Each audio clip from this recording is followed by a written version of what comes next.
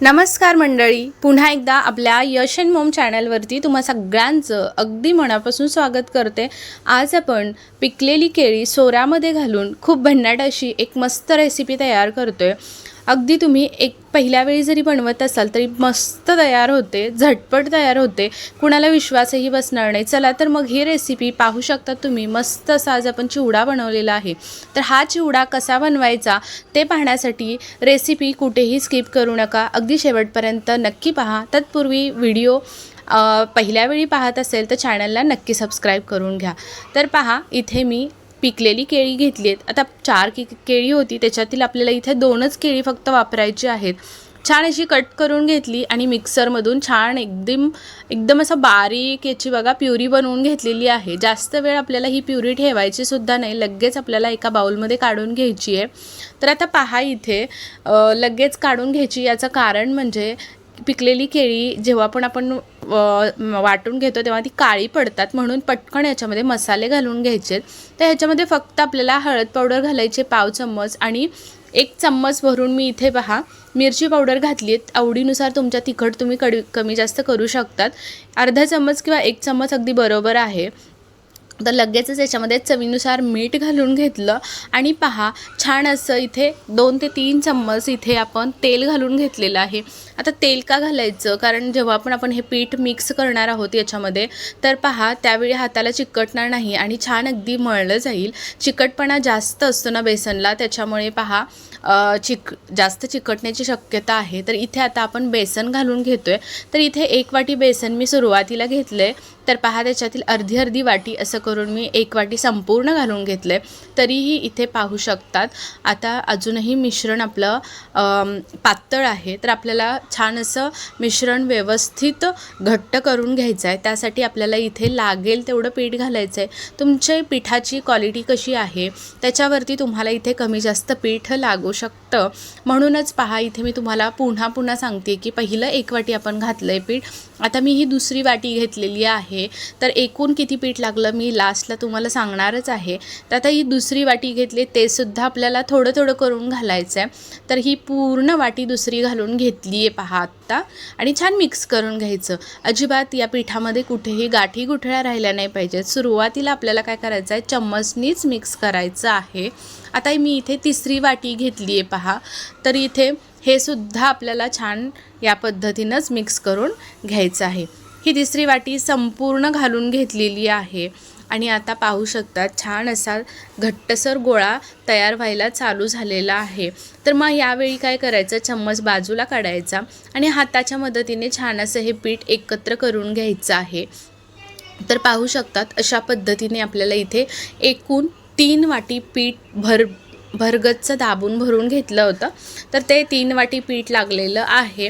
तर तुम्ही जितकं बसेल तितकं पीठ तुम्ही याच्यामध्ये घालू शकतात आणि छान असा गोळा मळून घेतला आणि तेल लावून साईडला एक 10 मिनिटासाठी ठेवून द्यायचा, जास्त लूज ठेवायचा नाही। तर पहा इथे काही जिन्नस घेतलेत। तर इथे मकाचा चिवडा जो असतो ना तो घेतला आहे, डाळवं घेतलं आहे, त्याच्यानंतर शेंगदाणे घेतलेत, कढीपत्ता, खोबरं आणि लसूण घेतलेलं आहे। आता क्वांटिटी तुमच्या आवडीनुसार तुम्ही इथे कमी जास्त करू शकतात। तर इथे पहा सुरुवातीला कडकडीत तेल गरम करून घ्यायचं आहे आपल्याला आणि लगेच तेल कडकडीत गरम झालं की त्याच्यामध्ये शेंगदाणे छान अगदी फुटेपर्यंत तळून घ्यायचे आहेत। आपण नेहमी ज्या पद्धतीने चिवडा बनवण्यासाठी शेंगदाणे अगदी कुरकुरीत होईपर्यंत फुटेपर्यंत तळून घेतो, अगदी त्या पद्धतीने इथे आपल्याला हे शेंगदाणे तळून घ्यायचे आहेत। बऱ्याच वेळा काय होतं, शेंगदाणे पटकन तेलामध्ये ना करपले जातात। मग अशा पद्धतीने काय करायचं, चाळणीवरती असे झाऱ्यावरतीच ठेवायचे, जेणेकरून आपल्याला पटकन उचलता येतात। ज्यावेळी आपण तेलामध्ये सर्व गोष्टी टाकतो ना तर उचलायला टाईम लागतो, मग तोपर्यंत ते जळून जातात किंवा मग काळ्या पडतात।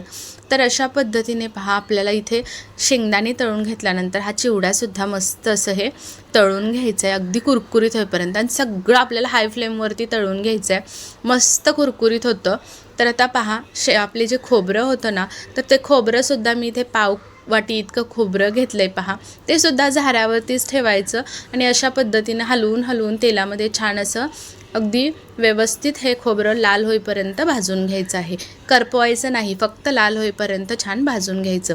खोबरं भाजत असताना मीडियम गॅसवरती भाजायचं, जेणेकरून छान कुरकुरीत होतं खोबरं. आता कढीपत्ता पुन्हा भाजत असताना आपल्याला काय करायचं आहे पहा, तेलामध्ये हाय फ्लेमवरती अगदी आवाज येईपर्यंत, खळखळ असं सळसळ आवाज येईपर्यंत छान कढीपत्ता कुरकुरीत करून घ्यायचा आहे. याच्याने काय होतं, आपला जो पदार्थ आहे बनणारा तो अगदी जास्त दिवस जरी राहिला तरीसुद्धा व्यवस्थित कुरकुरीत राहतो. त्याच्यामुळे सर्व जिन्नस व्यवस्थितच आपल्याला तळून घ्यायचे. डाळवंसुद्धा तळून घेतलं व्यवस्थित. त्याच्यानंतर इथे लसूण घेतला आहे, भरपूर असा लसूण मी इथे ठेचूनच घेतला आहे. लसूण ठेचून घ्या किंवा मग तुम्ही ओबडधोबड जे अख्ख्या पाकळ्यासहित घेतला ना तरीही चालू शकतं. लसूण तळून घेतला, सर्व जिन्नस काढून घेतले. लगेच सोऱ्या घ्यायचा आणि सोऱ्याकडे इथे पहा 2 चकत्या आज आपण इथे वापरणार आहोत. एक जी शेवची असते ती आणि एक जी पापडीची असते ती.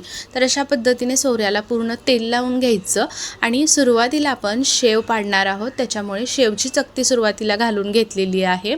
तर आता काय करायचं आहे पहा, तेल लावून सर्व तयार करून घेतला सोऱ्या की लगेच पीठसुद्धा आपलं छान असं मस्त तयार झालं आहे बघा 10 मिनटामध्ये. आता छान मळून घ्यायचं, अशा पद्धतीनं गोळा करायचा आणि सोऱ्यामध्ये भरून घ्यायचा आहे. तर आता इथे पहा, मी थोडा सुरुवातीला जो घातला तो थोडासा कमी पडतो आहे, म्हणून मग अजून थोडंसं पीठ मी याच्यामध्ये वाढवलेलं आहे. आणि अशा पद्धतीनं छान असं आपल्याला सोऱ्या बंद करून घ्यायचं आहे आणि त्याच तेलामध्ये आपल्याला काय करायचं आहे, हे सर्व शेव तळून घ्यायचे. आता एक गोष्ट म्हणजे शेव जेव्हा आपण तळायला घेतो ना, तर त्यावेळी काय करायचं आहे पहा, मीडियम फ्लेम ठेवायचे, हाय फ्लेम अजिबात ठेवायची नाही. तेल आपलं कडकडीत गरम असावं, पण मीडियम फ्लेमवरतीच आपल्याला शेव तळून घ्यायचे. आता इथे पाहू शकतात, शेव आपल्याला जेव्हा तेलामध्ये सोडतो त्यावेळी ना जास्त गर्दी करायची नाही, फक्त एकच वेढा घ्यायचा आहे आणि छान अशी सगळीकडे पसरून द्यायची आहे. हाताने तोडायची वरतून आणि छान व्यवस्थित पसरून द्यायची.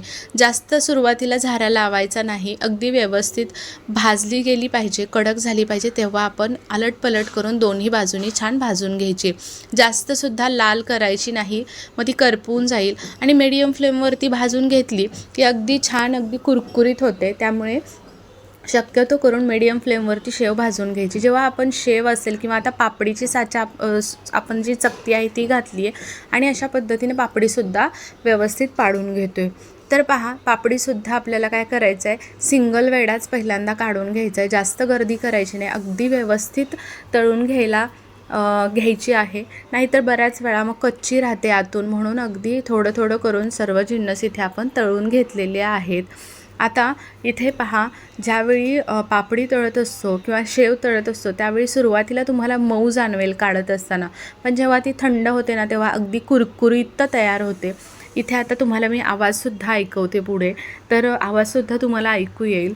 तर इथे पाहू शकतात अशा पद्धतीने पापडी आणि शेव दोन्ही जिन्नस आपण असे छान चुरून घेऊयात. आता ताटामध्ये छान मिक्स करून घेतले. वरतून आपण जे सुरुवातीचे जिन्नस सर्व काढून घेतले होते तळून, तर ते सुद्धा घालून घ्यायचे. आता आपण या पिठामध्ये मीठसुद्धा घातलेलं आहे आणि मिरची पावडरसुद्धा घातली आहे, पण शक्यतो करून बऱ्याच वेळा काय होतं की हे तितकंसं लागलं जात नाही पिठाला, म्हणून आपण वरतूनसुद्धा थोडेसे जिन्नस याच्यावरती घालणार आहोत. तर अशा पद्धतीने पहा, किती मस्त अगदी व्यवस्थित असं हे आपलं हे तयार झालेलं आहे चिवडा.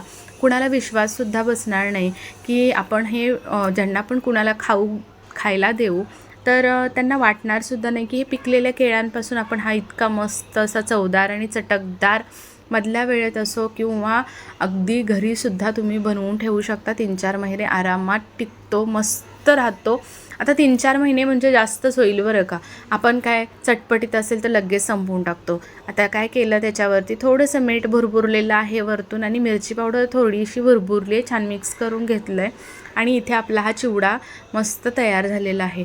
नक्कीच तुम्हीसुद्धा या पद्धतीनं हा चिवडा बनवून बघा, अगदी कुरकुरीत होतो आणि चवीला म्हणाल तर अप्रतिम लागतो. कारण ऑलरेडी आपली पिकलेली केळी असते, गोड असते आणि गोडसर आणि ही थोडीशी अशी तिखटसर जी चव येते ना, आणि आपण हे सर्व जिन्नस घातलेले आहेत, त्याच्यामुळे ना खरंच खूप भन्नाट चवीचा हा पदार्थ तयार होतो. तुम्ही बनवून पहा. घरी कोण येणार पाहुणे असतील तर त्यांना तुमच्या हातचा हा चिवडा नक्कीच खाऊ घाला. तुमचं कौतुक झाल्याशिवाय राहणार नाही आणि तुम्हाला रेसिपी त्यांनी विचारल्याशिवाय ते शांत बसणार नाहीत. एवढं जबरदस्त तुमचे फॅन होऊन जातील. ज्यांना कुणाला वाटतं की तुम्हाला जेवण बनवता येत नाही, काही चमचमीत करता येत नाही पदार्थ, अशांना नक्की अशा पदार्थ खाऊ घाला. तर चला मग तुम्हीसुद्धा या पद्धतीनं चिवडा बघून तुम्हाला अंदाज आलाच असेल की किती छान अगदी चिवडा तयार झालेला आहे. मस्त आपण शेवसुद्धा पापडीसुद्धा त्याच ह्याच्यापासून घरी बनवली आहे. तर रेसिपी आवडली असेल तर आपली ही रेसिपी जास्तीत जास्त शेअर करा, जेणेकरून आपली ही रेसिपी व्हायरल होईल. आणि चॅनलवरती कोणी नवीन असेल, अजून सबस्क्राईब केलं नसेल तर नक्की आपल्या चॅनलला सबस्क्राईब करा. अशा छान छान रेसिपी पाहण्यासाठी त्याच्यासमोरील बेल आयकॉन प्रेस करा आणि ऑल नोटिफिकेशन ऑन करा, म्हणजे माझे येणारे छान छान व्हिडिओ तुम्हाला रोज पाहायला भेटतील. आशा करते आजची रेसिपी तुम्हाला आवडली असेल. चला मग उद्या पुन्हा भेटू अशाच एका छान चटपटीत चमचमीत रेसिपीसोबत. तोपर्यंत बाय बाय.